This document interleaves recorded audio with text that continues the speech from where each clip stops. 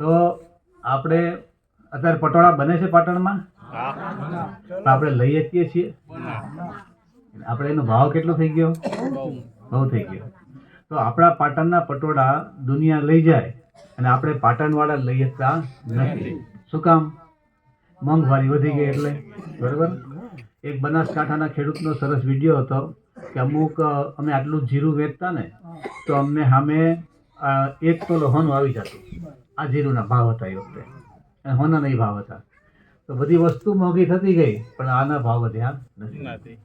હવે એના ભાવ વધારવા માટે શું કરવું પડશે? ભાવ દેનારો સામેથી આવશે કે તમારે ભાવ કરવા પડશે? ભાવ કરવા પડશે. તો ભાવ કરવા પડશે તો એના માટે શું છે કે આપણે જેમ કે તમારે શું વધારે ભાવો ત્યાં? કપાસ, અજમા, વરિયાળી, મેથી, એરંડા. અચ્છા, ઓકે. હા, એટલે આ બધું તમે વાવો. પછી જેમ કે આપણે અહીંયા મૂલ્યવર્ધન કેન્દ્રમાં જોવા ગયા હતા, બરોબર? તો ત્યાં અનાજ સફાઈનું મશીન છે કે તમે બાજરો કે ઘઉં નાખો, તો જેમ કે ઘઉં નાખો ને તો એના ફાડિયા, રજકણ, આખા જવ જેવા આવે એ બધું અલગ અલગ કરી અને 9મો તમને એકદમ શુદ્ધ દાણો કાઢી દે. બરોબર? આ દાણા નીકળી ગયા પછી તમારા ગામની એક ભાઈ ઘણી વાર ફોન મૂકી દેજો, તમારા ગામની એક મંડળી બનાવો ખેડૂતની, કે આ ખેડૂતની મંડળી છે અને એમાં તમે એનો છપાવો મંડળીના નામનું બ્રાન્ડ, અને એ મંડળીથી તમે વેચાણ કરો તો ભાવ મળે કે ના મળે? પણ જ્યારે સિઝન આવે ત્યારે બધા પાસે માલ છે ને બધાને વેચવો છે, તો વેચનારા લાચાર થઈ જાય, એવું થાય. તો એ લાચારીમાંથી બહાર નીકળવા માટે શું છે? મૂલ્યવર્ધન અને માર્કેટિંગ છે. તો મૂલ્યવર્ધન એટલે કે તમે તમારી જ બ્રાન્ડ બનાવી. આપણે અત્યારે ઘણા ખેડૂતોના પોતાના નામથી વેચાય છે, ખબર છે? વેલજીભાઈ ભુડિયાનું નામ સાંભળ્યું? કચ્છમાં જ્યુસનું સેન્ટર છે એમણે એવું કર્યું કે ખેતર રોડ સાઈડ જ ખેતર છે એમનું, તો ખેતરમાંથી આંબાની બધી સિઝનમાં આંબા આવે તો ખેતરની બહાર જ એક પ્રોસેસિંગ યુનિટ લગાડ્યું, એની બહાર જ એક દુકાન બનાવી દીધી. રોડ પર નીકળે અને નેચરલ જ્યુસ, પ્રાકૃતિક જ્યુસ પીવા મળે તો ગાડી ઊભી રહે અને જ્યુસ પીને પૈસા આપે. તો કેરીના કેટલા રૂપિયા મળે કિલોના અને જ્યુસના કેટલા મળે? સમજાણું? ડબલ મળી શકે. તો એમાં મહેનત કરવી પડે. એટલે હવે પૈસા કમાવા માટે ખેતરની અંદર તો મહેનત કરવાની જ છે, ખેતરની બહાર મહેનત કરવાની, ખેતરની બહાર મહેનત કરવાની છે. અને એના માટે તમારે બધા ભેગા થવું પડશે. ભેગા થઈને મંડળી બનાવવી પડશે. એકલો સૌ દુઃખી અને ભેગા થશે તો બધા સુખી. આપણે નાના હતા ત્યારે પેલી વાર્તા આવતી લાકડીની, કે ભાઈ ઓલું એક લાકડી તોડવાનું કીધું, બધી તોડ નાખી, પછી બધી લાકડીની ભારી બાંધી દીધી કે હવે આને તોડો, તો નથી તૂટતી. શું કામ? કે બધી ભેગી થઈ ગઈ. તો ખેડૂત એકલો છે ને એટલે તૂટે છે. ખેડૂત ભેગો થઈ જશે તેને તોડવાની કોઈ તાકાત. આ બરોબર છે? હવે એ ભેગા થવા માટે શું હોય? કાંઈક એવું પ્રસંગ જોઈએ. આપણે કોકના ઘરે ક્યારે જાય? કંઈક લગ્ન છે તો જાય, હાજુ માંદુ છે તો જાય, કાંઈક છે તો જાય. એટલે ગામની અંદરમાં તમારે એક મંડળી બનાવવી પડે, અને મંડળી બનાવીને બધા નક્કી કરો કે આપણે દર મહિને ભેગા થવાનું. ભેગા થઈને 5 મુદ્દા નક્કી કરી રાખવાના. ભેગા થઈને ચર્ચા શું કરવાની છે તો એ ખબર નથી, અને પાછા ભેગા થાય તો મુદ્દાસર વાત ન થાય, અને એમના એ પછી ધીમે ધીમે મંડળી વિખાઈ જાય. મુદ્દા નક્કી કરી લેવાના કે આ વખતે ભેગા થવાનું છે, કલાકનો ટાઈમ છે, અને આ 4 મુદ્દા પર વાત કરવાની છે. એ 4ની વાત થઈ જાય પછી હવે ટાઈમ હશે તો 5મો મુદ્દો નગર આવતી મિટિંગમાં થશે. તો ઓલા સિરિયલ જેવું કે ભાઈ આ વધુ આવતી સિરિયલ આવતા વખતે તો બધા કેમ રાહ જોતા હોય, તો એ સિરિયલની જેમ આપણી આ મંડળીને જમાવી પડશે. અને એના માટે શું છે કે આજે મૂલ્યવર્ધન કેન્દ્ર આપણે જોયું તો ત્યાં અનાજ સફાઈના મશીન હતા. આ બાળકોને જરાક શાંતિ રખાવજો, કારણ કે ભલે એને બહાર આંટો મરાવો થોડીક વાર, અમે છેલ્લે બેસીને ત્યાં એને આંટો મરાવો. તો એ જે મશીન છે અનાજ સફાઈનો, એ 4 થી 5 લાખ રૂપિયાનું મળે, રાજકોટમાં મળે છે. બરાબર? અને મશીનરી કોઈ દુનિયામાં એવી નથી કે જે આપણને ન મળે. જે કંપનીને મળે છે એ મશીનરી તમને મળે. તમારે રૂપિયા આપવા પડે એના માટે. એકલા ન આપી શકો તો બધા ભેગા થઈને આપો તો તમારા મશીન બને. તમારા ગામમાં એક અનાજ સફાઈનું મશીન હોય, તમે બધા એને સફાઈ કરીને વેચી શકો જ નહીં. પછી જ્યારે સારા ભાવ આવે ત્યારે વેચી શકો. પહેલાં ખેડૂત બધું એકસાથે નહોતો વેચી દેતો, એને જ્યારે રાખે, પછી ક્યાંક ઘરમાં પ્રસંગ આવ્યો હોય તઈ કાઢે. આ બધી જે આપણી જૂની પરંપરા હતી પછી આપણે લાવવી પડશે. તો આ રીતે આપણે સુખી થવાનું થશે. પછી એક ત્યાં બીજું મશીન હતું ગાયોના દાણ બનાવવાનું. તો દાણ બનાવવા માટે શું હોય કે જે આવા અનાજના જે કંઈ નીકળ્યા કચરા, તો ઘઉં અડધા નીકળ્યા, ફાડિયા નીકળ્યા, મૂળ તો ખાવાની જ વસ્તુ છે. પછી બાજુમાં એક તેલની ઘાણી હતી જે 1.25 લાખ રૂપિયાની આવે. કેટલાની? 1.25 લાખ રૂપિયાની હોય. તમે ગામના જાગૃત માણસો 25,000 રૂપિયા 5 જણા કાઢે તો એ તેલની ઘાણી ન લાવી કઈ 1.25 લાખની. ગામમાં જે ચક્કી હોય ત્યાં તમે મૂકી દો, અને ચક્કીમાં કેમ બધા પોતાના ઘઉં લઈને આવે, એને પીસીને દઈ દે છે, 1 રૂપિયા 5 રૂપિયા જે કંઈ એના કિલોના હોય લઈ છે. એ જ રીતના એક ચક્કી મૂકી દો. અત્યારે બધાને ખબર છે કે ભાઈ રિફાઇન તેલ કોઈને ખાવું નથી, એના નુકસાન વોટ્સએપમાં નાતે બધે ફરતા હોય છે. સારું તેલ બધાને ખાવાની ઈચ્છા છે, ઘાણીનું તેલ ખાવાની બધાની ઈચ્છા છે, બાકી ગામમાં ઘાણી જ નથી. તો ઘાણી ક્યાંથી ઉપરથી આવવાની નથી, ઘાણી ઉપરથી આવવાની નથી. કોણે લાવવાની છે? આપણે.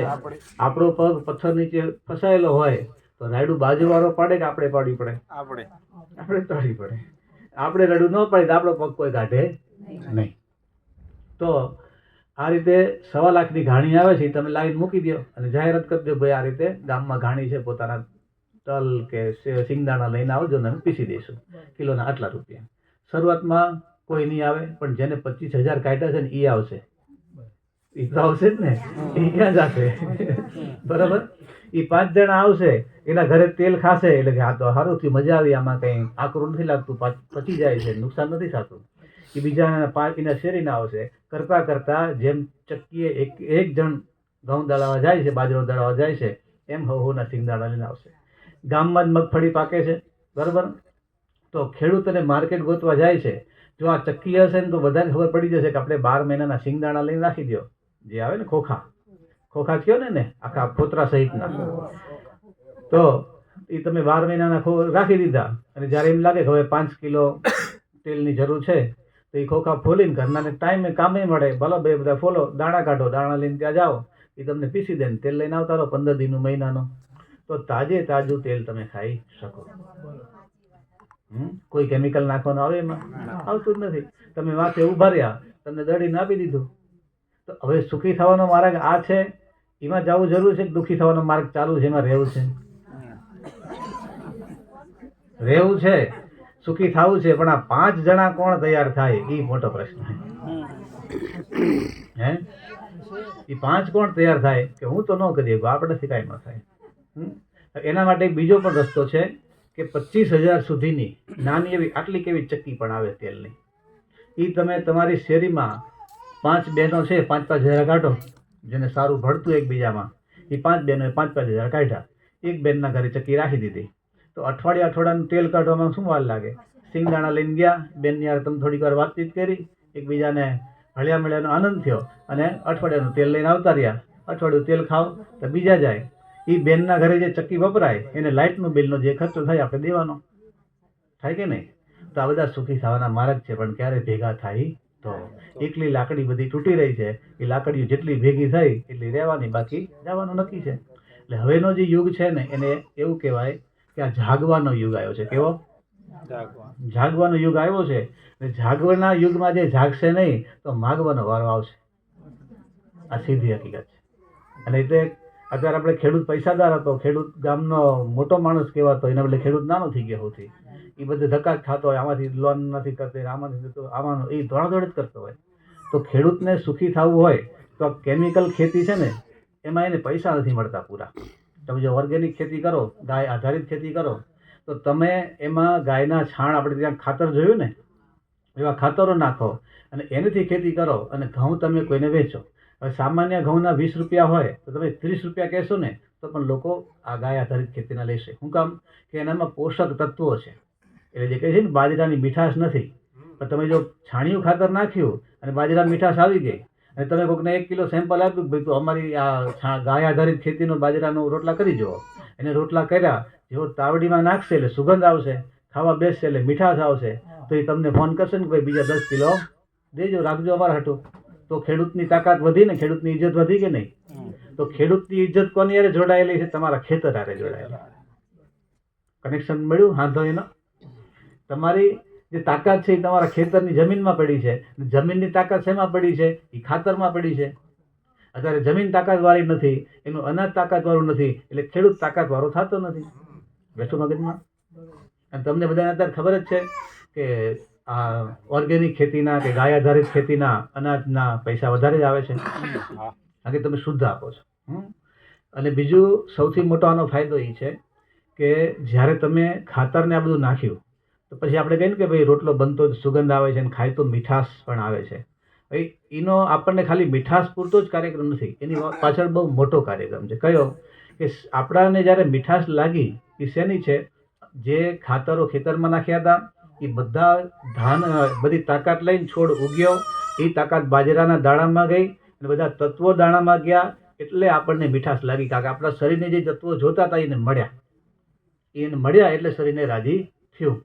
જેને શરીરમાં કંઈક ખટાશની જરૂર હશે ને એને ખાટી ખાટી વસ્તુ ખાવાનું મન થશે. આપણે જે સગર્ભા બહેનો હોય છે એને દર મહિને શરીરમાં જે અલગ અલગ જરૂર હોય તેને ક્યારેક ખાટું ખાવાનું મન થાય, ક્યારેક તીખું ખાવાનું મન થાય છે ને બધાને, ઘરનો અનુભવ છે. એનો મતલબ એના શરીરની જરૂરિયાત છે ત્યારે એને દેવું જોઈએ. તો એ જ રીતે તમે બાજરાનો રોટલો ખાધો અને મીઠાશ લાગી તો એ તમારા શરીરને જરૂર હતા તત્વ મળ્યા. આ તત્વ મળે ને તો સામે એક મોટામાં મોટી શક્તિ મળે છે, રોગ સામે લડવાની શક્તિ મળે. કઈ રોગ સામે લડવાની? તો ખોરાકનો મતલબ જ એ હતો કે એનામાં બધા પોષક તત્વો હોવા જોઈએ. એ પોષક તત્વો તમારા શરીરમાં જાય અને તમને રોગ સામે લડવાની શક્તિ આપે. ખાલી પેટ ભરવાનો કાર્યક્રમ નહોતો. આ જે પોષક તત્વો વાળી ખેતી હોય એને જ ખેતી કહેવાય છે. બાકી આપણે જે અત્યારે વિનાશ તરફ લઈ ગયા છે, શેનાથી? વિનાશ તરફ. તો એનું એવું છે કે જ્યારે કોરોના વગેરે આવ્યો ને રોગ, તો બધાએ કીધું હતું ભાઈ ધ્યાન રાખજો, અને આની કોઈ હજી દવા બની નથી. એની એક જ વસ્તુ હતી, શું? કે ભાઈ જેનામાં રોગની સામે લડવાની તાકાત હશે, રોગ પ્રતિકારક શક્તિ, ઇમ્યુનિટી હશે, એ લોકોને વાંધો નહીં આવે. આવું સાંભળી દે આપણે. તો એ ઇમ્યુનિટી છે એ દુનિયાના ક્યાંય વૈજ્ઞાનિક નથી બનાવી શકતા. કોઈ મેડિકલ સ્ટોરમાં વેચાતી નથી. કોઈ મેડિકલ સ્ટોરમાં જઈને વાત કરજો, બેનને કિલો ઇમ્યુનિટી આપો ને, રોગ પ્રતિકારક શક્તિ આપો ને, નહીં મળે. દવા મળશે તો એ ક્યાં બનશે? રોગ પ્રતિકારક શક્તિ જે દુનિયાનો વૈજ્ઞાનિક લેબોરેટરીમાં નથી બનાવી શકતા રોગ પ્રતિકારક શક્તિ, એ આપણો ચાહે ભણેલો કે અભણ ખેડૂત છે એ જો છાણિયું ખાતર અને આ બધા ગાયના ગૌમૂત્રન એ બધું નાખીને ખેતી કરે, ઝાડના પાંદડાના કચરાના આ બધું, ગાય આધારિત પ્રાકૃતિક ખેતી, ઓર્ગેનિક ખેતી કયો, એ ખેતી કરે તો એ જમીનમાંથી તત્વો દાણામાંથી માણસના શરીરમાં જાય એટલે રોગ પ્રતિકારક શક્તિ બને. તો એ આ ખેડૂતની તાકાત કેટલી મોટી છે વિચાર કરો. એ જે દુનિયાના વૈજ્ઞાનિક નથી બનાવી શકતા એ તમે બનાવી શકો. તો આપણે નાના હોય પણ આપણે શું કર્યું કે આપણે ખેતી પણ એવી કરી નાખી, એમાં છાણિયું ખાતર નાખતા નથી, ખાલી કેમિકલ આધારિત ખેતી કરીએ એટલે એમાં કોઈ કસ નથી, એમાંથી ઇમ્યુનિટી આવતી નથી. તો કાર્યક્રમ ઝીરો થઈ ગયો ને. તો આપણે આજે આખું ટ્રસ્ટ છે એની મુખ્ય લાઈન આ છે કે ગાય આધારિત પ્રાકૃતિક ખેતી, સંશોધન અને વિસ્તરણ. તો સંશોધનના કામો તમે બધા જોયા જ કે ખાતરો બનતા હતા. પછી એના વિસ્તરણ માટે એટલે કે તમારા સુધી આ માહિતી પહોંચે એના માટે થઈને દર મહિને આ જ જગ્યાએ 12, 13 અને 14 તારીખે ગાય આધારિત પ્રાકૃતિક ખેતીની ટ્રેનિંગ આપવામાં આવે છે નિઃશુલ્ક. એમાં રહેવાનું, જમવાનું, ટ્રેનિંગ, આનો કોઈ ખર્ચો નથી. આવી 109 ટ્રેનિંગ પૂરી થઈ ગઈ, હવે 110મી આવશે. તમને જો અનુકૂળ હોય તો તમે સહપરિવાર આવી શકો, એકલાય આવી શકો, તમારા દીકરા દીકરીઓને મોકલી શકો, 4-5 જણા ભેગા થઈને આવે. તો આ વિષયને આપણે સમજશું ને તો શું થશે કે પ્રકૃતિના સિદ્ધાંતને તમે સમજી જશો. પ્રકૃતિના સિદ્ધાંતને સમજી જશો ને તો તમને ફોર્મ્યુલા તો 50 આવડી જશે. જેમ કે જીવામૃતનું નામ સાંભળ્યું ને તમે? જીવામૃત વાપરો છો કઈ? કોણ કોણ જીવામૃત બનાવીને વાપરો છો? કોઈ નહીં ને, બરાબર? યુરિયા વાળા.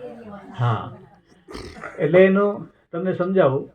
આપણા જે મેઇન સાહેબ છે એ કોણ ભેગા છે ને? હા, આપણે 1 વાગે છે, કેટલા વાગ્યા સુધી આપણે ફ્રી કરવાના છે? 1:30 વાગ્યા સુધી ને. ભલે. તો એનું તમારે સમજવું પડશે કે ખેતીનો જે કાર્યક્રમ છે ને એ ક્યાંથી આવ્યો, ખેતી શોધ કોણે કરી, આવી બધી ખેતી કરો એવું કોણે કીધું, બરાબર? તો એનું તમે પાછળ જાઓ, 1000, 2000, 5 વર્ષ પાછા જાઓ તો ઋષિઓના કાળમાં આ બધી ખેતી શરૂ થઈ. પરાશર ઋષિ કહે છે ને, એ ઋષિએ પણ આખી ખેતીની ફોર્મ્યુલા આપી. તો એ લોકોએ ધ્યાનમાં બેસતા અને આખું અસ્તિત્વને સમજી લીધું. તો ધરતી પર શું થયું હતું કે સૌથી પહેલાં પાણી આવ્યું હતું, એના આધારે જિંદગીનો મૂળ આધાર આવ્યો. પછી ધીમે ધીમે વૃક્ષ ને વનસ્પતિનો વિકાસ થયો. પછી એના પછી ધીમે ધીમે પશુ પક્ષી આવ્યા અને એના પછી સૌ છેલ્લે આપણે બધા આવ્યા માણસો. તો આપણે ધરતી ઉપર આવીએ એના માટે ધરતીને કરોડો વર્ષ લાગ્યા, એમના નથી આવી ગયા આપણે. કેટલા કરોડો વર્ષ લાગ્યા. તો કરોડ વર્ષ લાગે જેને લાવવા માટે, એ પછી કેવા આવવા જોઈએ? મહાન જ આવવા જોઈએ કે સામાન્ય? સમજાણું? હવે ધારો કે એ કરોડોને મૂકી દે, આપણે ખાલી આપણો દીકરાઓ હોય જેની પર આશા રાખતા હોય એને ખાલી 20 જ વર્ષ મોટો કરીએ. કેટલો? 20 વર્ષ. તો આપણે આશા શું રાખીએ કે આવડો નોકરી કરશે તો પગાર મને દેશે અને મારા ગટપણમાં મને સાચવશે. ખાલી 20 જ વર્ષ આપણે મોટો કર્યો છે. એમાં આપણું તો કાંઈ નહોતું. આ ધરતીએ ધાન ઉગાડ્યું, આપણે ખવડાયું. ધાન આપણું નથી ને, આપણે ખાલી લાવીને દીધું એને. ધાન ધરતીનું એને ખવડાયું, પાણી ધરતીએ બનાવ્યું હતું, એને આપણે પીવડાયું, હવા એ પોતે ખાય છે અને શરીર આપણે એને માતા પિતા તરીકે આપ્યું. આ બધું આપણે ધરતીમાંથી લીધું અને ખાલી એને આમ કે ને અહીંથી લઈને એને દીધું. આપણું તો કાંઈ નહોતું. અહીંથી